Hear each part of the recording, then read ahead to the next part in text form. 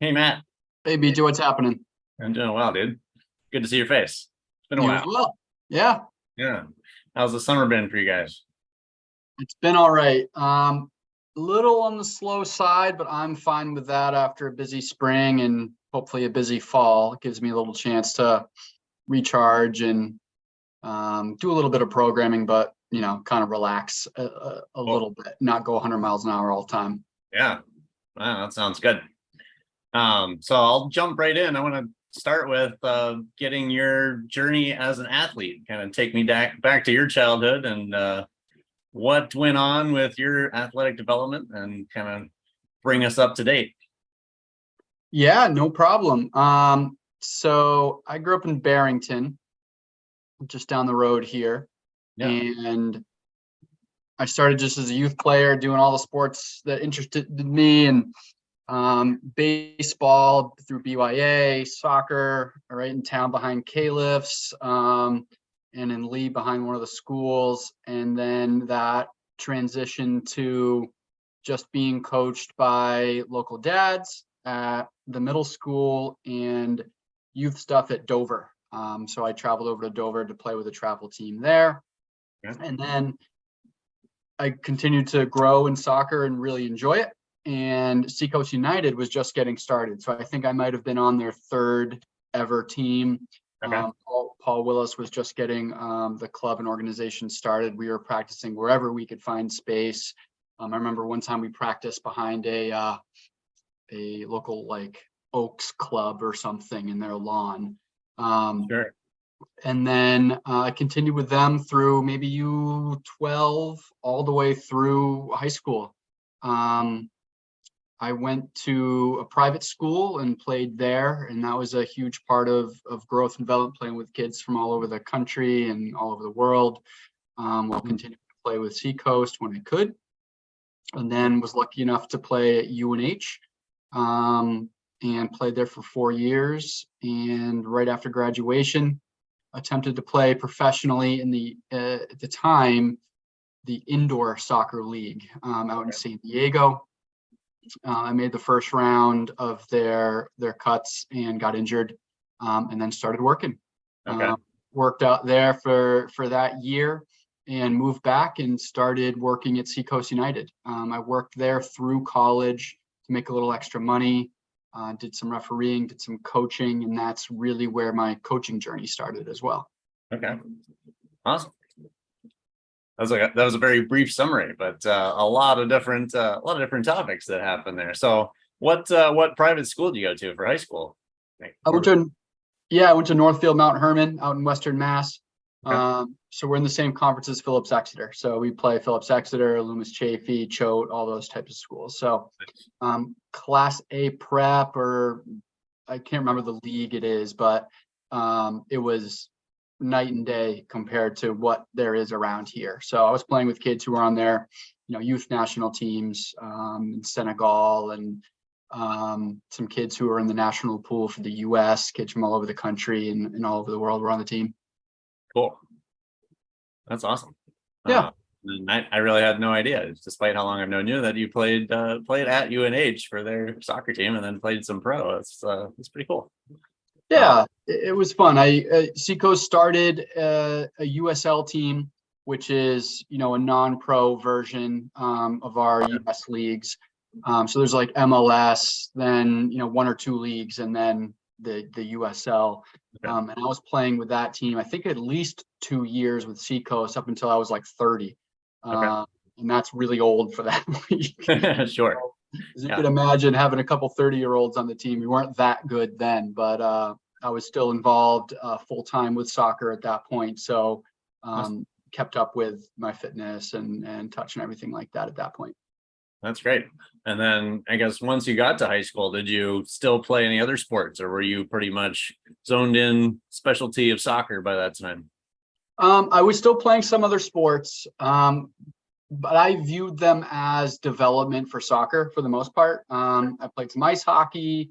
I did wrestling for a couple of years as well, but didn't have the time to keep up with baseball. And baseball at that level at that high school, I wouldn't have been able to get to anyway. They had kids getting scouted for MLB and stuff like that at the time. So Yeah, they're all specialists by the time they get to prep school. Yeah.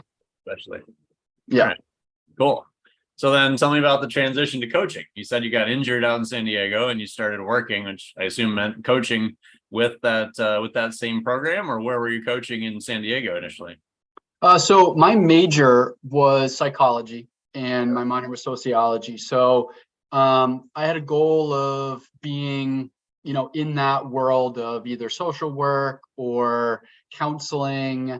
And when I was out in San Diego, I got a job as a youth counselor at a combined group home and day residential program for kids. Okay. Roughly, I don't remember how young they went, but roughly 12 to 18. And out in California at the time, and this was ages ago now, this was one level below juvenile hall out there. Okay. So it was a challenging group to work with. And when I came back, the easy role for me was to, join up with Seacoast because I'd worked with them through college. And I really viewed coaching at that time as a combination of those two passions, using psychology and kind of a scientific approach to coaching to try to better coach kids and get a lot more out of them at the time. So that's kind of where everything started, and have continued on since. Awesome. And then tell me about how you got into starting your own thing with Fusion Soccer. I haven't heard that backstory before yet. So that's skipping forward a lot of years. I was full-time at Seacoast for 11 years. Okay. Everything from, getting the mail, my early days, coaching here, coaching there, youth programs to their teams, all the way through running all of their youth programs, running all of their camps programs. I managed their Seacoast United North Shore Admirals program, which was a facility that had a small indoor space, an outdoor field, a club, as well as programming. The York indoor facility I managed for a few years as well. And then I moved on along got burnt out, basically. That can happen in that industry. You're coaching 2 or 3 teams a season, plus managing facilities, plus managing people, plus coaching programming. It's a lot. And as you get older and get into having a family, a lot of time away from home can be draining. So I moved on to youth sports in general with Oyster River Youth Association. And that didn't have a lot of direct coaching. So a few friends who were in the same position as me had been at Seacoast full time for a long time, moved away, and they were actually the original founders of Fusion Soccer Academy. Okay. They were looking to bring some other people with shared interest and philosophy and expertise in. So they brought me on, and I hope that I've impacted that in a positive way, developed a logo, created a a website presence, continued to develop a budgeting process, expanded programming, things like that, and been part of that now for at least 5 years. And they've kind of officially added myself and another coach as co-owners. So the original 2 were Caleb Patterson and Brent Schoen. Brent was one of the original full-time guys at Seacoast United as well.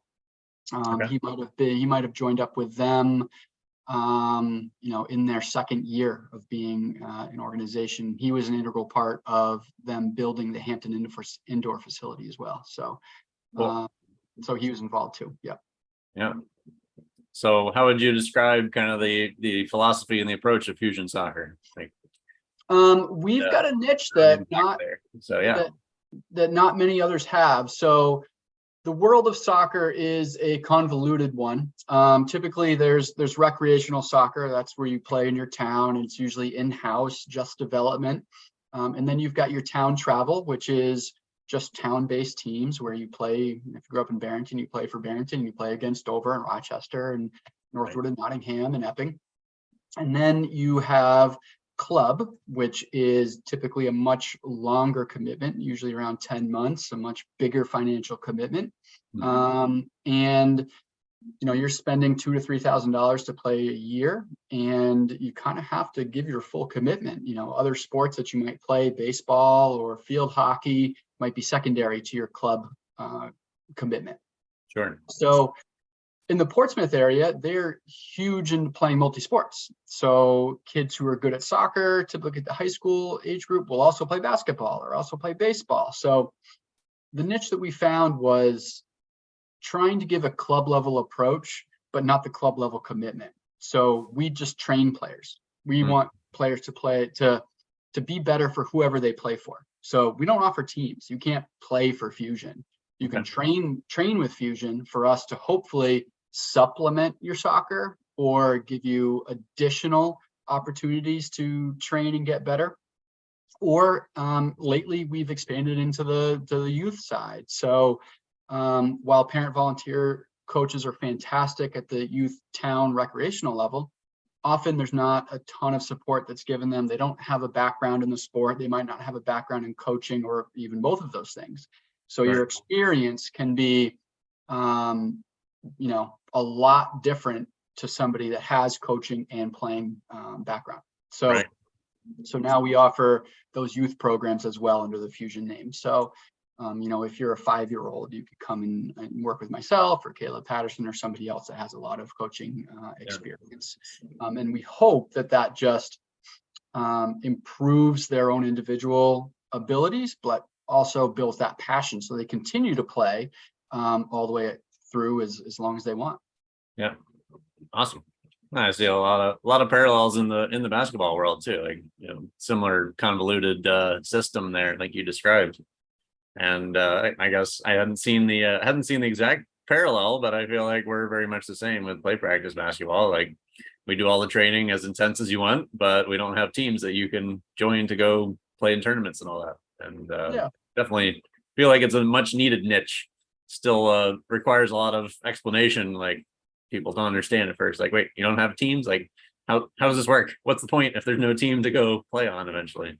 So Cool. hopefully that is kind of giving parents a new way to look at it, where if they want their to give their kids the best opportunity to be as good as they can, it's not always playing in more games. I always give the parallel to education, where you don't go into school and take a test every day in 5th, 6th, 7th, and 8th grade. You go in and you learn, and then you take your test to prove what you've learned in sports. That's the game. The game is the test. Your training is practice. So it really should be more practice, and then you go and you prove what you've learned. So, our niche is giving that practice element. So hopefully they've got more of that practice time leading into their tests and their games. Right. Yeah, I like to talk about it as bridging the gap in a lot of ways. Like you just played rec, you love it, but the club soccer or the AAU basketball is like way out here. Parent described it this year as like being 5 levels higher than the rec level. Like there's no steps in between. It's like you come out of the rec, hey, I like it. Maybe I played on my travel team, and now the next step is AAU basketball, and it's it's a fire hose of game after game after game, and not a lot of practice or breakdown of skill that really increases that capability the player needs to really succeed at that level. And I think it's probably needed across all sports, but I'm discovering more and more parallels as I talk to more guys that have experience like you do in coaching soccer. So I guess I'd like to talk next about your experience with ORYA. I know we collaborate a little bit with our town, Seacoast Town Collaborative attempt at a league last year, which went really well, actually, from my perspective, and really on all accounts that I got feedback from. But I guess tell me the story of how you got involved more with ORYA and kind of where things are at with that. So I've been here about 7 years, and I've been here ever since I left Seacoast United. And it was a great opportunity to be closer to home, while it's not the town I grew up in, it's, overseeing the youth recreational sports for 3 of the neighboring communities. And I have friends that I still have to this day who were from the Durham, Lee, Madbury area. So I feel like I was coming home a little bit, got to have a much more direct focus to one area. While the focus on programming and sports has expanded greatly. at least I get a chance to focus on one community, which is special. So you can see those kids grow throughout the years in what we're able to offer. A huge difference is working with, either pro full-time coaches all of the time, or paid part-time coaches that are highly experienced, to the vast majority of our coaches being parent volunteers, which is great. It's a by the community for the community program, and they help to facilitate everything. Right. But now we're working with moms and dads, and even in some cases grandparents, and coaching all of the programming. So along with that comes a varied level of experience from the players, and it's one of the goals to try to keep that as consistent as possible across all of the sports and programs and years. Right. No, I think that's a great way to boil it down. Is like, really, that consistency of experience is the best thing we can do for those younger beginners. Because like you said, you could have one dad that played college basketball or college soccer, and somebody else that's like willing to volunteer, has no experience, and figuring it out, and the quality of experience the kids are going to have is widely different. So it's where we piloted the the attempt at coaches training before the season the last couple of years to try to get ahead of that, and like make that at least baseline approach everybody understands, like the philosophy and the concepts behind what we're trying to do. Yep. And I assume you have a similar approach with your soccer background for your soccer program and probably your other sports. So what's that been like, I guess, trying to universalize that kind of consistent standard for, training volunteers? Well, it's actually not as easy as you might think. It's super challenging for various reasons. So when you are trying to facilitate sports, so many different sports, there are a lot of groups that kind of participate in this. And by groups, I mean national governing bodies as an example. So our hockey program, as an example, is part of USA Hockey. So USA Hockey has their own set of standards, their own set of expectations and coach compliance items that you've got to keep up on your coach education that they offer. Your coach course, and then your module A, your module B, and that represent, what age group you're going to be coaching. And, most national governing bodies have some sort of process like that. USA Hockey, USA or Babe Ruth baseball, as an example. So we've been transitioning from US club soccer to US youth soccer, and there's always changes going on with either the national governing body creating new levels of expectations or compliance, and new sets of volunteers every year. Definitely the ages coming in, but even from year to year with a coach that you might have had 2 or 3 years, their kid might decide to move on into something else, and they're not back yet. So now you've got to get somebody else involved. So it's a combination of working with what guidance the national governing body or league might have, and then trying to fill in those gaps if that doesn't exist with internal things that we can do. So soccer, as an example, they use a curriculum that I made when I was still at Seacoast, modified since then for our coaches to use, and they've been using that for 6 or 7 years now, and that sets them up for getting into the youth travel. And then when we work, field hockey is an example. There are curriculums available from their national governing body that if we do have volunteer coaches, or even coaches coming from UNH, either as students or players or coaches there, they can use those resources to try to at least have that baseline be pretty standardized.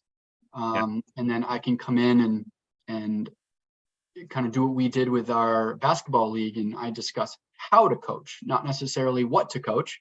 I wouldn't know what to coach in basketball. I wouldn't know what to coach in field hockey, but I can get across a similar approach to coaching and general coaching philosophy and tips and tricks, no matter what sport it actually is.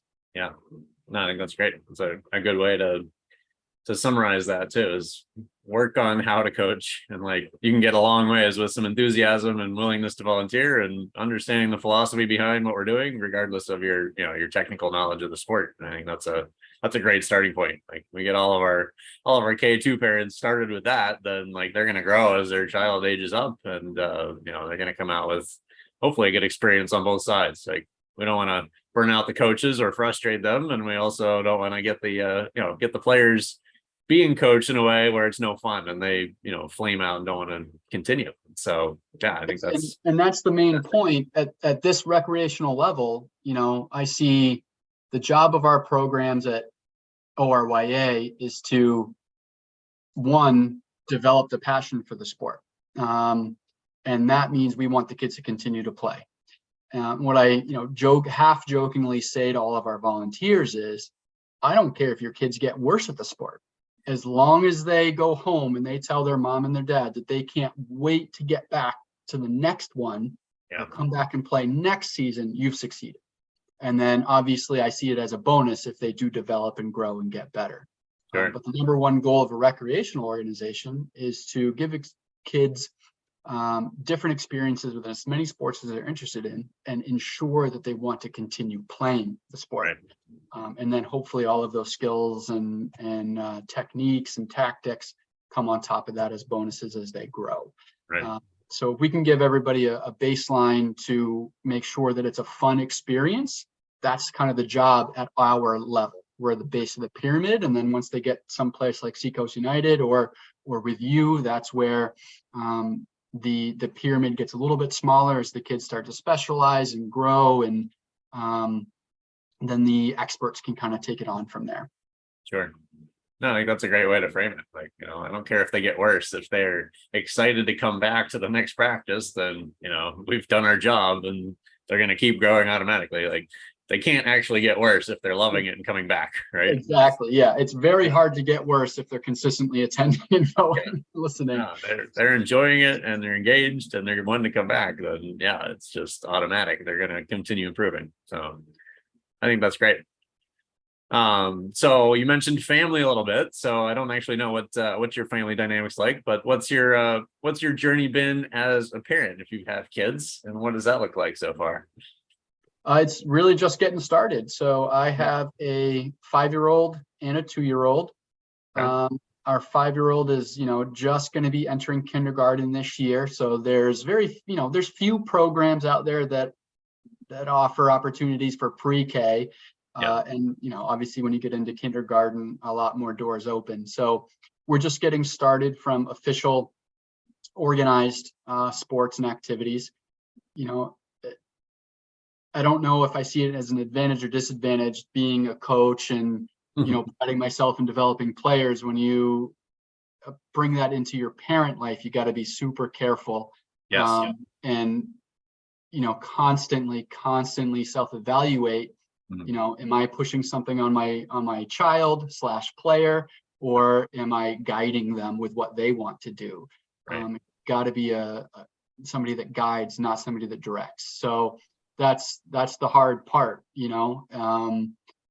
and that's where I am now. I'm trying to develop and have my daughters kind of develop that athletic base so that no matter what they choose to do, they'll have at least that to have a good starting place. So, a lot of physical based challenges at home that, they just think they're having fun and playing and zigzagging around and jumping and turning and, having some, hand-eye coordination, eye-foot coordination, just good mobility, good ability to change directions, change speeds, all of those sort of things, which are really a base to being okay at any sport that they want to do. Yeah, no, I think that's great. That's it's funny. My 2 boys are now 1.5 and just 4. Mm-hmm. And so, similarly, like the 4-year-old did soccer last fall. And, I guess the harder part for me was like watching other coaches with that age group, like holding myself back from, just criticizing everything I saw. Like, oh, no, not that. Letting that, allowing that freedom to, let them do their thing and let my child as a player, I guess just really my first experience as a parent, and what every parent sees eventually. It's like watching from the sideline and seeing what could be done better from the coach.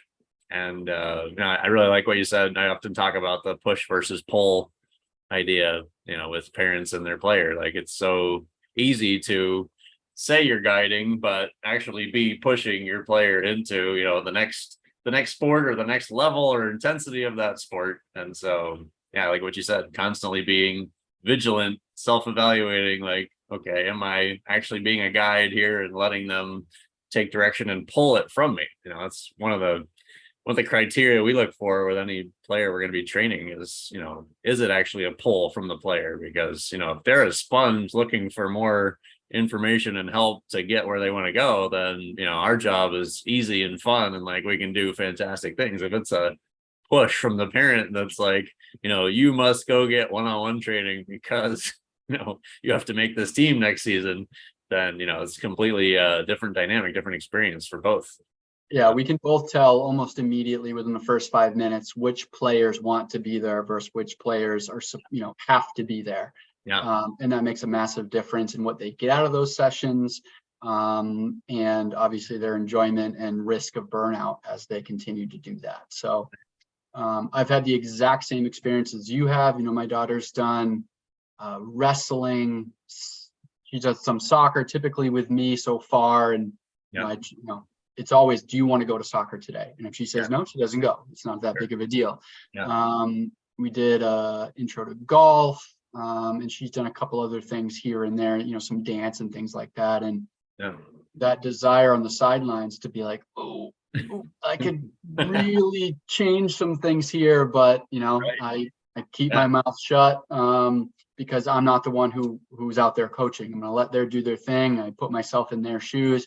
I wouldn't want a parent coming up to me, and saying those sort of things in that way. So I let them do their thing and go from there. No, that's great.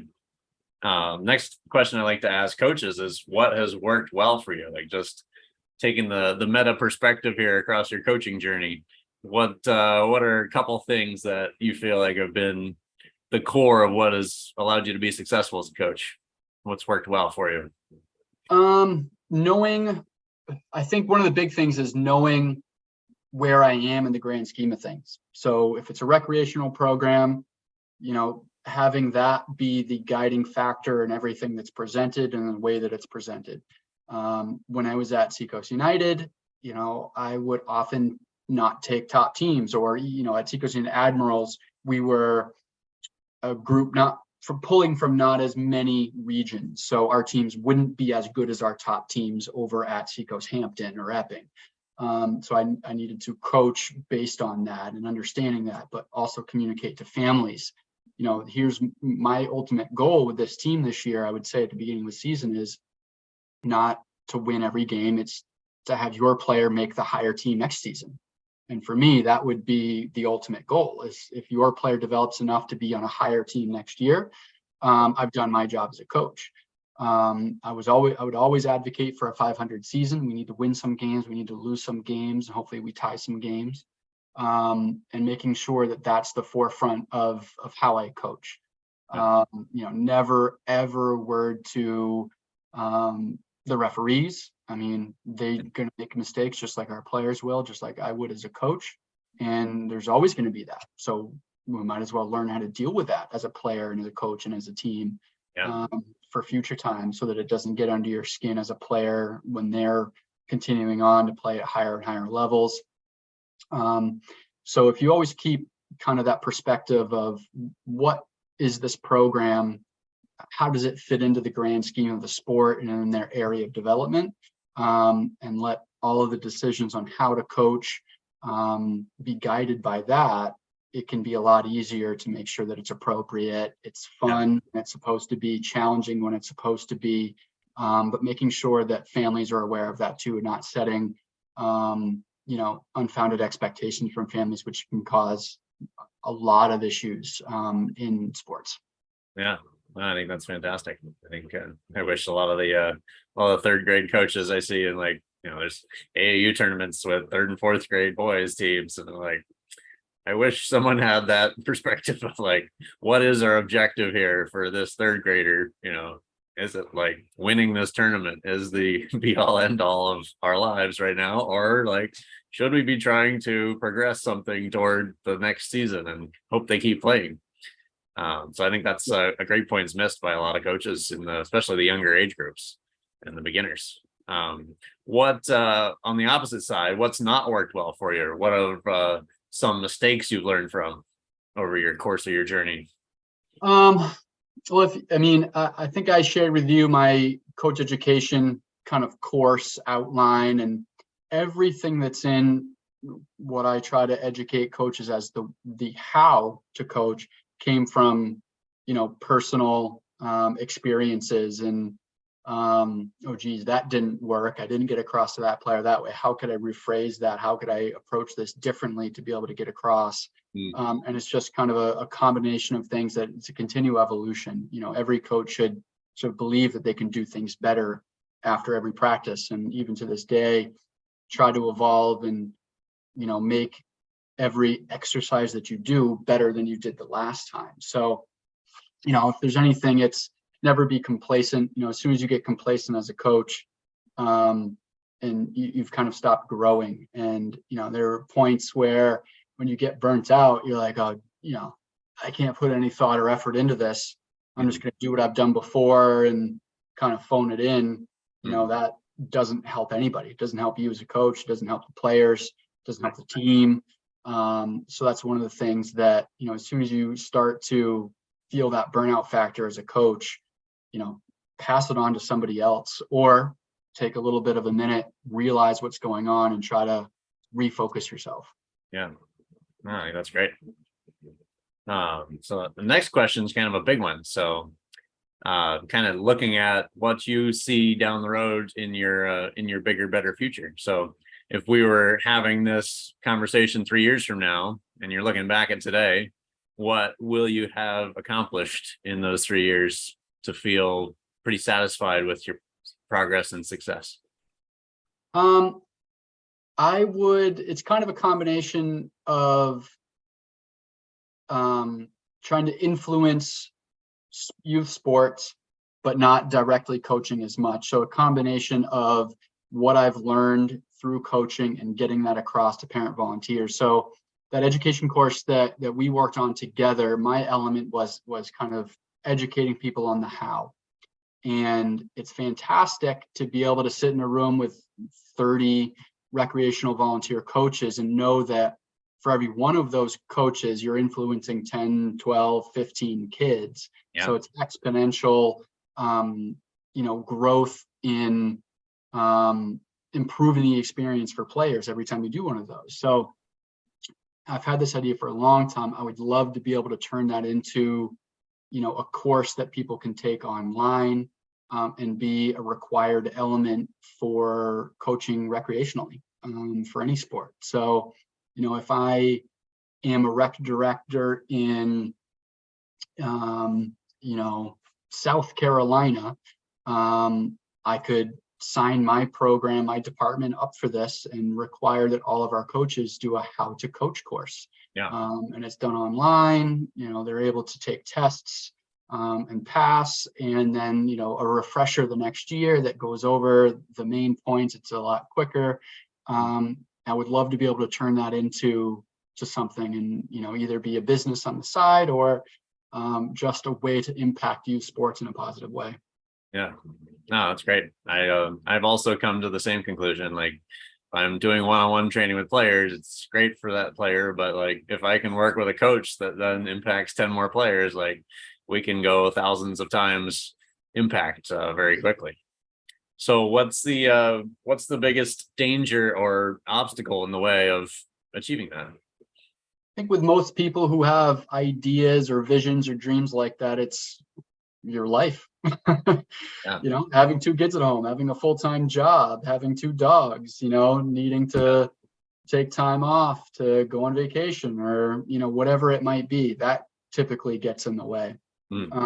From a nuts and bolts perspective, my vision for this would be an online course, and the easiest way to get that across would not be filming. There's a lot of things that come in with filming things to be part of it. It would be, I would animate it. I don't know how to animate, I'm not that great with computers. I can do Microsoft Office and those sort of things, but sure, I don't know how to create animations and everything. And you obviously need some investment to get people on board to be able to create those things for you. And then it turns into starting a business. And, right. I hate asking people for things, especially money. So those are all the things that are the biggest challenges. It's still something I would love to drive towards. And I've signed up for a few of those basic animation creators, and I've tooled around with those a little bit.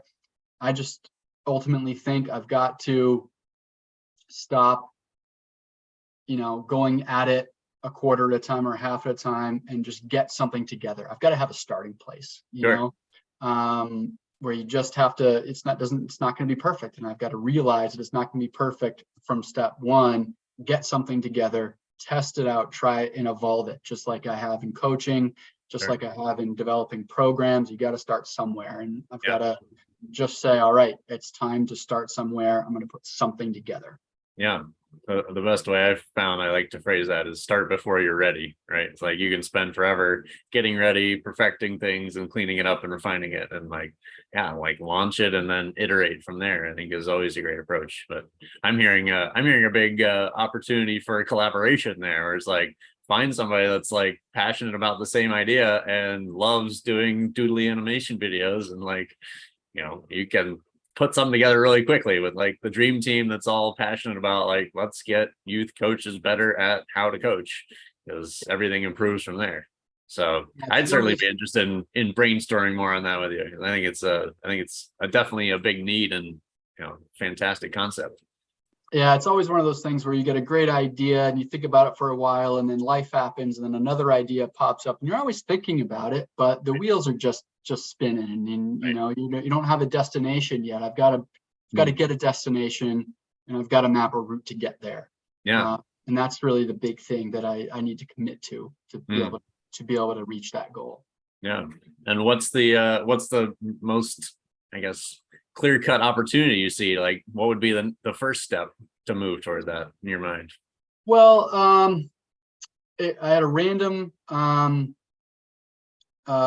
meeting with a parent of a couple of players that I coached when I was at Seacoast, and I love hearing what former players are doing. And now I'm at an age, and I was coaching young enough where now a lot of these kids that I coached when they were younger, in college or out of college. Yeah. And it's so awesome to work with those kids for a year, 2 years, 3 years, as seeing them as just soccer players and knowing what their interests are now as they're older, what they're doing for work when they're older. I find that so cool, so interesting to hear. So anyway, one of the members of this family is going to school to be in animation. And I was like, very interesting. There you go. Life has happened, and I haven't reached out to say, hey, can I connect with you on this? Yeah. Another random acquaintance was playing hockey this winter and ran into a friend that I played with, one of the best players I've ever played with, who's local here to Durham, Jesse Schramm. And he's transitioning. He's in mental health and I think social work through school districts, but he's transitioned out. He's now working a little bit more on the sport mental health side. So that would be a perfect element to add into an education like this. Yeah. If part of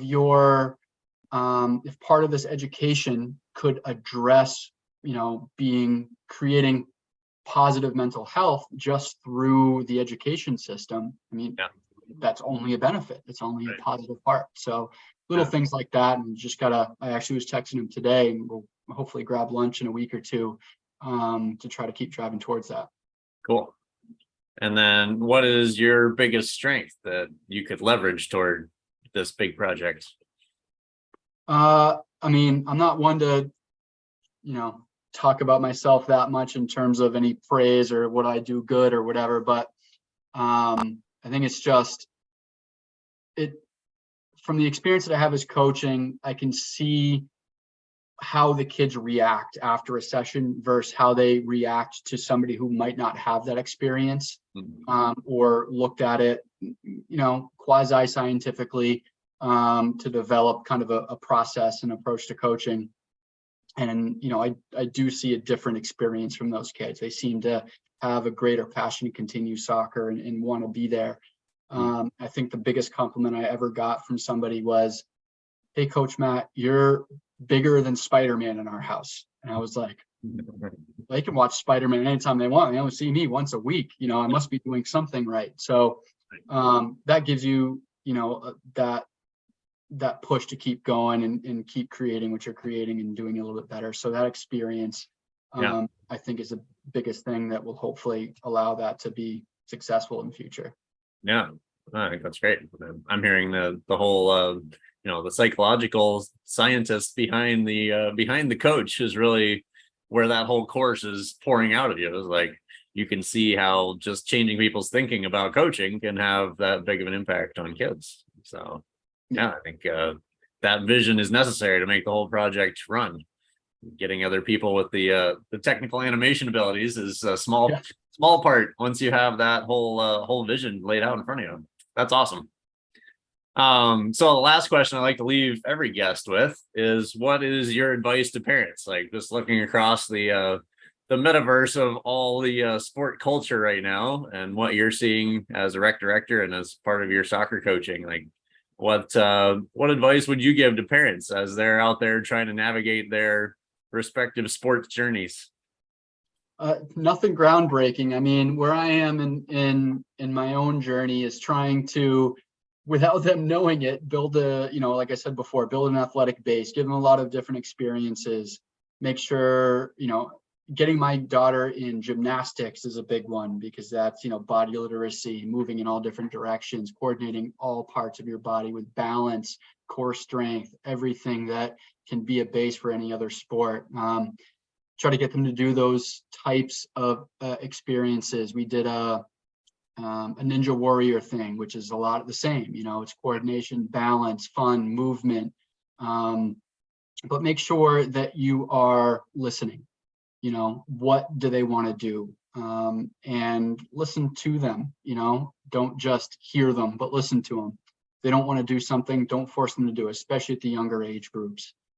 Even if it might be not going to something you've signed up for. A lot of parents, I hear, we made the commitment, we've got to go. Right. I feel like that can add in when they're older, 7th and 8th grade, maybe even 5th and 6th. You've made a commitment to a team, you should be there for that team, hold up that commitment. But the younger age groups, you don't want to burn them out too early. And if you force them to go, they're not going to want to do it the next time registrations and signups roll around. So be a good listener. And like I said before, try to direct and not direct. Try to react and guide, not direct. Sorry. The more you can guide, it's the player choosing their path and not you choosing it for them. Awesome. Well, this has been great. I appreciate you coming on and sharing your whole journey. It's nice to hear the whole backstory of Matthew Glode that I didn't know before. No problem. There's not much there, to be honest. A lot of soccer. Oh, this has been great. Anything, any final word you want to leave us with? No, I think that does it. All right. Thanks, Matt. I'll talk to you soon. Sounds good. Thank you. All right. Have a good one. Bye.